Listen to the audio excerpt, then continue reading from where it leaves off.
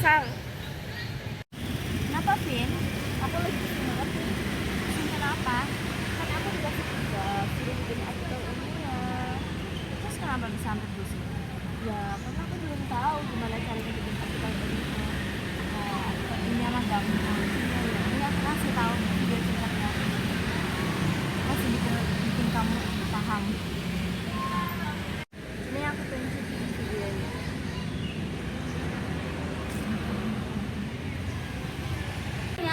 Hari ini kita akan menjelaskan tentang salah satu karya tulis ilmiah, yaitu artikel ilmiah.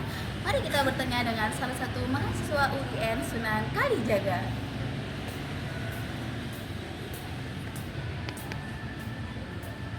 Telepon ya? Nah, ada salah satu mahasiswa nih guys, mari kita bertanya. Halo Mbak. Halo. Bisa diminta waktunya sebentar? Ya boleh. Mbak tahu tentang itu nggak, artikel ilmiah? Tahu kakak. Apa sih artikel ilmiah itu? Artikel ilmiah adalah tulisan yang memuat hasil penelitian, kajian teori, atau analisis ilmiah. Tulisan ini dibuat secara sistematis dan dapat dipertanggungjawabkan secara akademik. Seperti itu, Oh, Kak. seperti itu karya ilmiah. Ya, terima kasih ya, Ya, Mbak. Kak. Nah, itu teman-teman artikel ilmiah. Mari kita mempelajari lebih lanjut apa itu tentang artikel ilmiah. Nah, setelah drama tarian tadi, mari kita bertanya kepada mahasiswa yang tadi tentang apa itu struktur artikel ilmiah. Kakak, izin bertanya dong.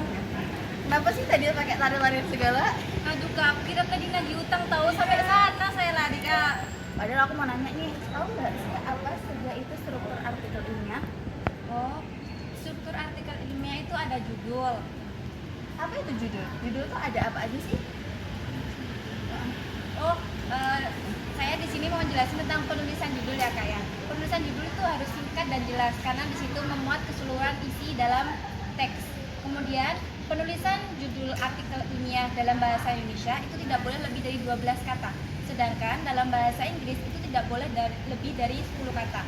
Kemudian penulisan judul harus berada di atas, tengah sebuah halaman dan harus menggunakan huruf kapital yang tebal. Kemudian ada lagi Kak, nama. Untuk nama sendiri itu mencantumkan nama penulis dan nama tutor tanpa gelar Kak. Kemudian ada informasi institusi seperti prodi, seperti fakultas dan universitas. Kemudian perlu juga mencantumkan alamat dan email penulis untuk mempermudah komunikasi Kak. Oh, seperti itu ya, Kak. Iya. Terima kasih ya, Kak. Nah, mari kita bertanya kepada mahasiswa lain. Kakak, tadi kan sudah dijelaskan sama temennya tentang judul. Nah, struktur artikel ini tuh ada apa lagi sih selain judul itu? Nah, di bawah judul itu ada namanya abstrak, Kak.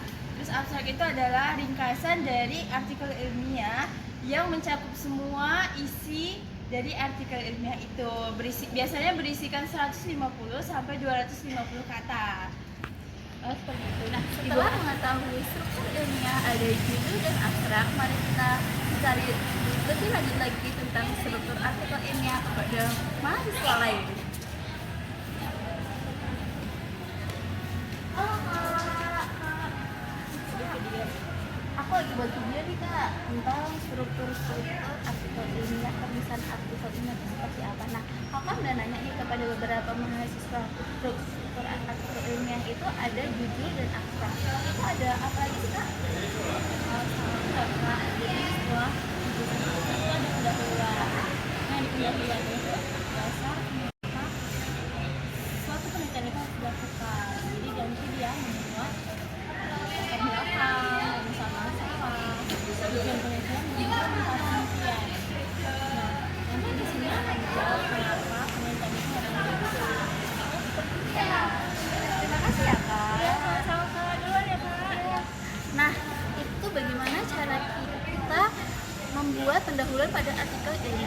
lebih lanjutnya, mari kita tanya kepada mahasiswa lainnya lagi. Oke guys, setelah kita mengetahui beberapa struktur tadi, mari kita mengetahui lebih lanjut struktur artikel ilmiah itu dari mahasiswa yang ada di sana.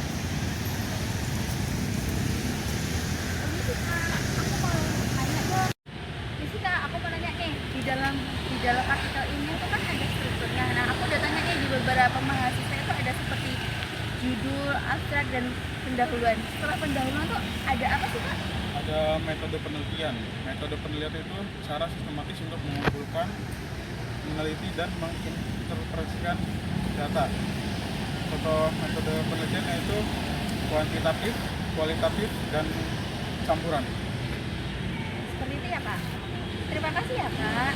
Nah, itu cara bagaimana kita membuat metode ilmiah dalam struktur artikel ilmiah. Mari kita mempelajari lebih lanjut dari beberapa mahasiswa lainnya. Nah guys, ini aku udah capek banget dan ini kita belum selesai membahas tentang struktur artikel ilmiah. Ini adalah salah satu mahasiswa yang sedang duduk juga. Kayaknya dia lagi capek. Ayo deh kita tanya. Aku mau ikut nanya dong. Di struktur artikel ilmiah itu kan ada judul, abstrak, pendahuluan, dan metode. Setelah itu ada apa lagi sih Kak? Jadi setelah itu ada bagian hasil. Jadi pada bagian hasil kita bisa memulai dengan sajikan data dengan tabel, grafik atau deskripsi. Lalu dilanjutkan dengan pembahasan yang menginterpretasikan data sesuai teori dan bandingkanlah dengan kajian sebelumnya. Oh seperti itu ya Kak. Terima kasih ya Kak. Nah, untuk pembahasan lebih lanjutnya, mari kita bertanya kepada mahasiswa yang ada di belakang saya. Halo Kak. Iya Kak, kenapa? Kak, aku mau nanya dong. Setelah hasil dan pembahasan pada struktur artikel ilmiah ada apa sih? Nah, habis itu ada kesimpulan Kak. Oh ada kesimpulan. Kesimpulan tuh kayak gimana sih Kak? Nah, untuk langkah-langkah pertama untuk membuat kesimpulan itu, yang pertama kita merujuk ke bagian pembahasan.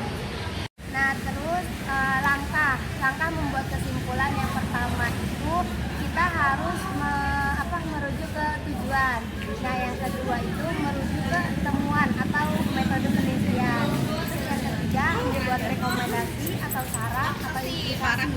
Nah, untuk membuat rekomendasi atau saran atau implikasi itu tidak hanya bertujuan ke metode penelitian saja, tapi pada prosedur tersebut juga. Oh seperti itu ya Kak. Terima kasih ya Kak. Iya Kak. Nah, kita sudah mempelajari beberapa struktur dari artikel ilmiah. Nah, mari kita mencari lebih lanjut lagi kepada mahasiswa yang lain lagi. Oke, terima kasih ya Kak. Nah, kita sudah mempelajari beberapa struktur dari artikel ilmiah.